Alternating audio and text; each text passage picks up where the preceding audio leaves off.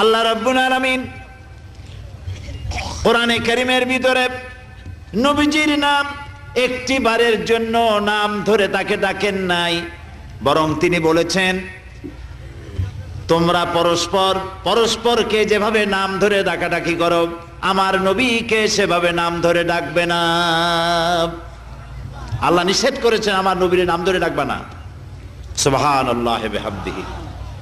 এই পৃথিবীতে যত নবী আসছেন সমস্ত নবীরা হলেন এলাকা ভিত্তিক নবী, অঞ্চল ভিত্তিক নবী।